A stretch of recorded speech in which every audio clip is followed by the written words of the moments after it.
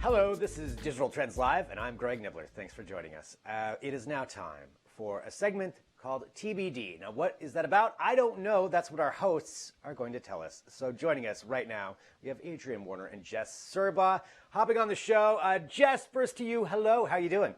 Hey Greg, I'm wonderful. How are you? I am good. I'm a little bit hot. I'm feeling a little bit hot right now, but that's okay. I can handle that. Um, also joining us, we have that's probably too much information. We also have Adrienne Warner. Hello, Adrienne. Hello, Greg. I won't ask how you're doing, but happy Wednesday. Thank you. Thank you very much. It's warm in Portland. All right. So for TBD, obviously, we don't know what the topic is going to be until you tell us. So, Adrienne, what is TBD about this week? Well, Greg, this week's TBD is called The Biggest Draw because we're talking about one of the biggest summer events that happens every single year. And this year marks the 50th anniversary of this event. And I am, of course, talking about San Diego Comic Con. Now, Greg, do you plan on attending any online events for this year's Comic Con? Yes, 100%. Because I've always wanted to go to San Diego Comic Con, but I've never been able to. And yes, I want to go, but I don't even know what all they're doing. Well, we are going to tell you about it. But first, I'm going to fill you in a little bit on what San Diego Comic Con is. I'm pretty sure everybody has heard about Comic Con at this point. Like, I would hope so, at least in one facet or another. But for anybody who may not have or may not really be familiar with what it is one of the biggest comic book conventions in the world, especially within the US. And it has been around for 50 years. It had its first convention back way back in 1970, and it was touted as the first comic book convention in Southern California. It's obviously grown a lot since. It started as a 3-day expo. It's always been aimed at everything from comic book publishers, creators, fans, artists, etc., all for the appreciation and love of comics. And since 1970, it's grown into the largest convention today, with an average of over 130,000 attendees over four Wow. days each year. Yeah. And it's huge also in terms of money and monetary value. It brings in over 9 million in revenue each year, 19 million, excuse me. And the actual economic impact on San Diego itself is even bigger than that. Now, obviously, this year is going to be a lot different, with the pandemic in place, and I'll get into that a little bit. But first, how did it get so big? It's huge. It's like I said a bunch of times. It's one of the biggest in the world, um, and there's no real one answer to this. It's obviously beloved by fans and attendees alike, and people who are in the comic book industry. It's regarded kind of as a Super Bowl or the holy grail of comic book conventions. And in addition to its expo hall, where you can buy everything from independent comics to like highly sought after rare collectibles, uh, the San Diego Comic Con has also seen a lot of celebrities over the years, which has kind of helped its rise in notoriety. And its proximity to Hollywood helps with this, so it makes it a natural fit for really big, large scale panels. In the 90s, we saw a presence from, The Matrix and the first X-Men movie. And they've even opened a famous hall called Hall H, where you see a lot of celebrity appearances nowadays. Marvel Studios arrived in Hall H in 2007, and then the Avengers cast came around in 2010, and it has just snowballed from there, both in popularity and in terms of celebrity sightings, which is really cool. So this year, even though it's not in person, it is still the 50th year. It's still a really big moment, and maybe a little bit bittersweet because it's not in person, but people can actually still go. They can still attend, albeit online. And, even though it's a little bit bittersweet, more people will have access, and it is free. So it's being rebranded as Comic Con at Home. It'll take place from today through July 26th. And if you did end up buying tickets for this year, you can either get a refund or you can go next year. Hopefully, that one will be in person. There's expected to be over 350 panels featuring a bunch of actors, famous names from the world of television, movies, gaming, etc. So if you want to attend, all you have to do is go onto their YouTube page, hit subscribe, hit the notification bell, and then you can watch these panels for yourself that you might not have had access to if you couldn't go before.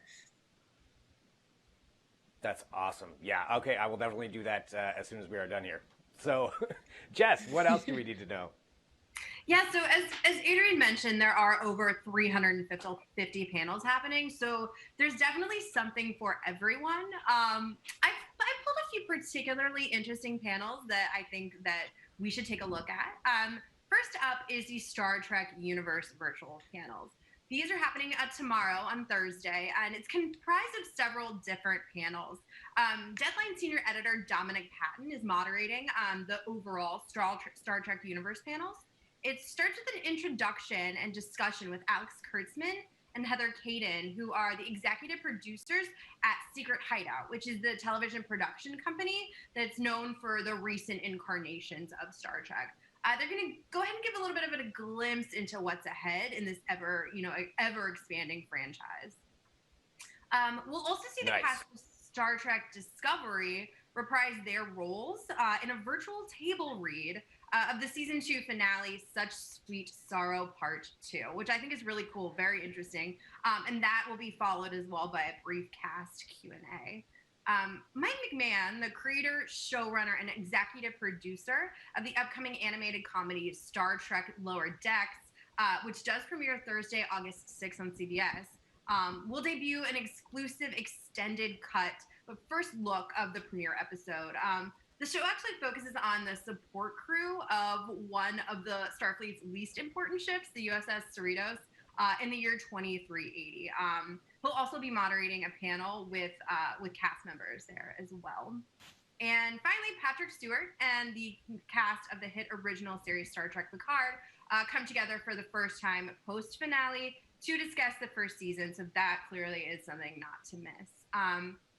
Going on, we have The Boys season 2. They'll be having a panel. Yes. It's also on Thursday. Yeah, a really good one. The executive producer Eric Kripke, along with series stars including Carl Urban, Jack Quaid, Anthony Starr, and Erin Moriarty, among others, will be giving a behind-the-scenes look at the upcoming second season. Aisha Tyler will be moderating, and for those that don't know, this is a series based on the comic book of the same name, and it's a take on kind of what happens when superheroes, who people view as celebrities, start to abuse their superpowers rather than use them for good. Executive producer Seth Rogen and Evan Goldberg will also be making a special appearance. So again, something to look out for sure on Thursday. And then we have Bill and Ted Face the Music. This panel will be happening on Saturday. It includes Keanu Reeves, Alex Winter, Samara Weaving, Bridget Lundy Payne, William Sadler, director Dean Pariseau, and alongside writers Ed Solomon and Chris Matheson. And this is all being moderated by filmmaker and fan Kevin Smith. So such a list there. Like you can't miss this. This just feels like a don't miss. The film actually releases on August 28th, and it is, as most people know, the third installment in this film series. The premise is that a visitor from the future tell Bill and Ted that one of their songs can save life as we know it and bring harmony to the universe. And then we see what happens next. So definitely check that one out. Finally, on Saturday as well, we have a panel for What We Do in the Shadows. What We Do in the Shadows is a mockumentary, basically documenting the nightly exploits of vampire roommates as they navigate the modern world of Staten Island with the help of their human familiar, Guillermo.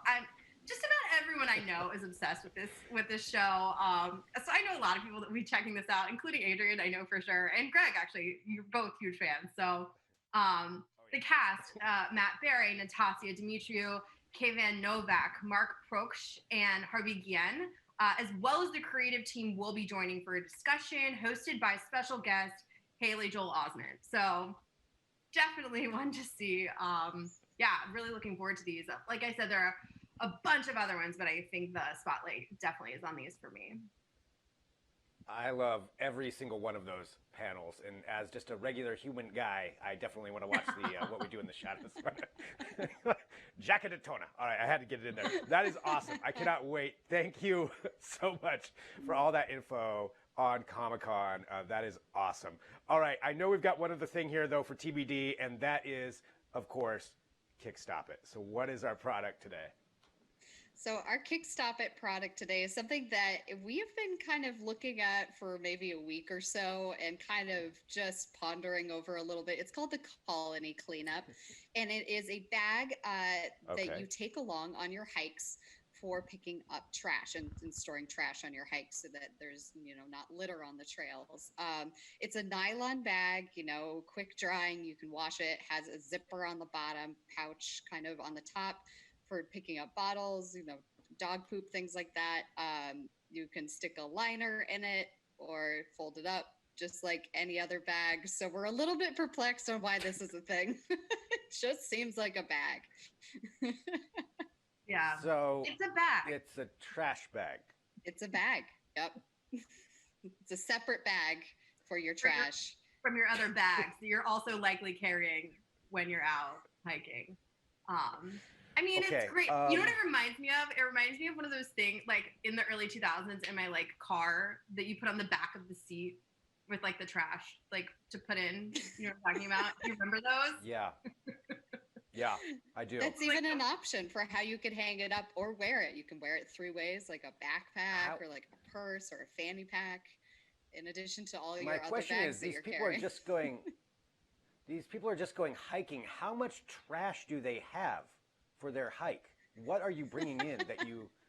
Well, my other question is like, this is enough. To put all you your can probably trash fit like 1 can in there, and then you're done.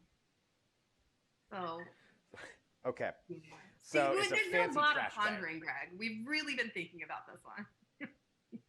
Okay. Well, then I guess we got to go to kick stop it or kick start it. Adrian, how do you feel? I think this is a kick stop it for sure.